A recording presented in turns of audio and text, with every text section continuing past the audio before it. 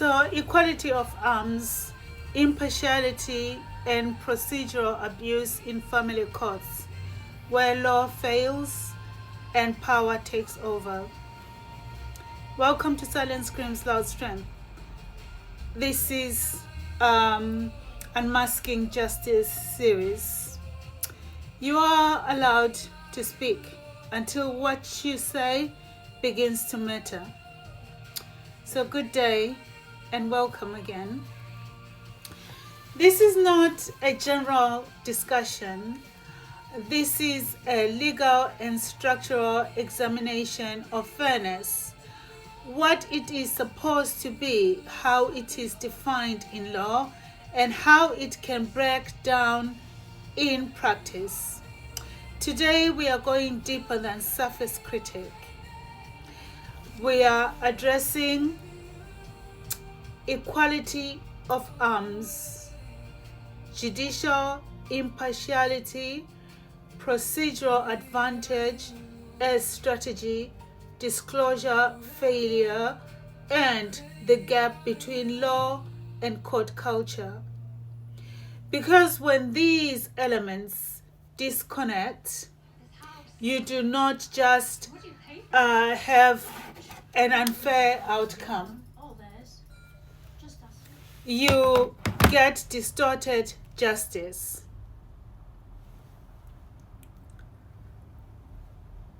So, what equality of arms actually means? Let's start from here. Equality of arms is not a slogan. It's the core component of Article 6 under the Human Rights Act 1998. And that means each party must have reasonable opportunity to present their case without substantial disadvantage compared to the other party. This is why the scales are like so.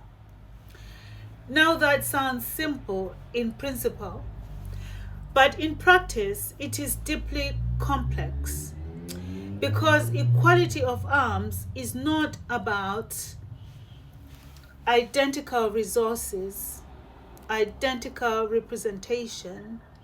It is about functional fairness within legal process. Can both parties respond to each other's case? Can both parties access and challenge evidence? Can both parties sustain the process without being overwhelmed? If the answer to any of these is no, then equality of arms is not satisfied. Even if the hearing appears fair on paper, impartiality, what the court is required to be in real terms. Now let's move to the impartiality. Judicial impartiality is not just about bias. It's about perception, balance, and procedural control. The court must not only be impartial, it must be seen to be impartial. And that includes managing imbalance between parties, ensuring one party does not dominate proceedings, intervening where fairness is at risk. Now, here is where the problem emerges in real time in a court setting. If a court allows one party to control the pace, accept untested assertions, does not enforce disclosure vigorously, does not adjust for vulnerability, then impartiality is not actively maintained in the process. It becomes passive and passive impartiality is an imbalanced system, is not neutrality. It is drift. So how procedural gaps become strategy. This is where now you come to the part where it is rarely said in real terms in court. Procedural gaps can be used strategically, not necessarily unlawfully, but effectively. Let's be precise about what that looks like. So, delay as leverage, where proceedings are extended, the financial weaker party is exhausted, pressure builds, settlement positions shift, volume as pressure, large amounts of documentation, unnecessary documentation. These are meant to overwhelm capacity, reduce clarity, increase response burden, disclosure ambiguity, where financial information is incomplete, complex, inconsistently presented, it becomes difficult to challenge without resources. Therefore, the structural saturation, repeated applications or steps create fatigue, increase cost exposure, reduce the ability to sustain defense. Now here is the key point. None of these happen in isolation necessarily, and they don't breach any rules really, but combined together they create procedural dominance, and you don't see it coming. And when procedural dominance is not actively managed, it becomes structural advantage. So now, disclosure and the core of the Marital Causes Act is dependent on disclosure. Now we return to the foundation of the marital law. It depends on truth. Therefore, when you sign that Form E, you are signing under oath.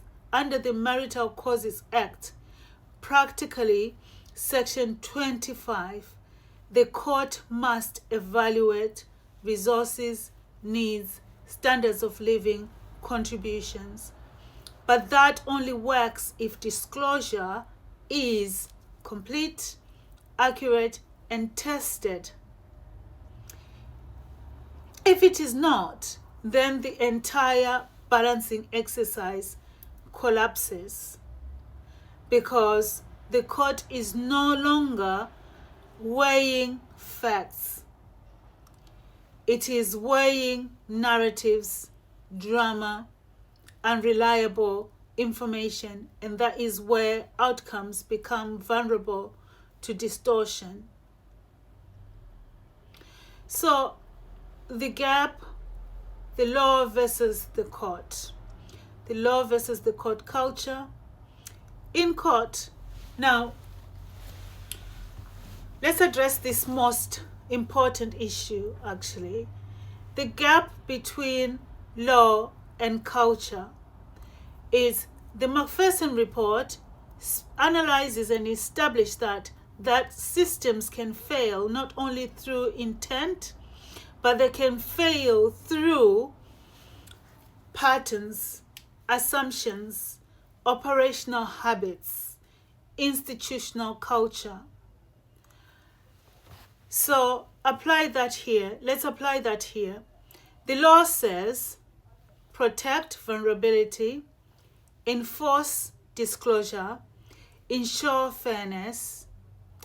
But if the culture in the court tolerates imbalance, normalizes procedural dominance, fails to intervene early, then the law exists, but it is not fully operational. And that is where the real problem sits, especially in family courts. Therefore, the culture of practice needs to catch up to the laws that already exist in England and Wales. So let's bring this together now. Equality of arms requires practical fairness. Impartiality requires active balancing. Disclosure requires truth, not narrative, or disguised shadow ledgers. And procedural rules require enforcement, not assumptions. When these elements are not aligned, the system does not meet what it's meant to do. It collapses visibly. It continues to let families down, women and children. But the procedure outcome that are here, inconsistent, imbalance, and increasingly difficult to challenge. Why? Because the courts operate on time. The courts do not like to reopen cases, because this is not about an individual case. This is about the structure, the integrity, and the principles that are not actually being met. When the law is not properly applied, it retains power. When it is not, power adapts to the process, and this is where justice becomes vulnerable. So the culture in the courts needs to meet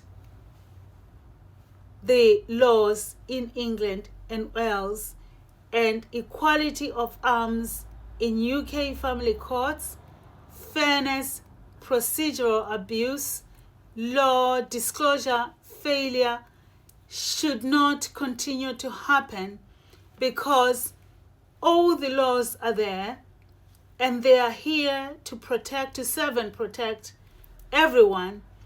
And the vulnerable people should have that principle of vulnerability triggered during process. And the SRA and the bar standards, there are protocols that are supposed to be met, which these lawyers are supposed to exercise in real time. And natural justice should be exercised during hearings for a fair outcome. Safeguarding needs to be exercised at all times. And the procedural gaps can then become a bit narrower, smaller, and less impact on vulnerable people, less victimization, less re-traumatizing. So if this episode did help you and resonated with you, please share it with someone that may need to hear it. Look out for my next episode, which will be dealing with the illusion of fairness in procedural masks and power.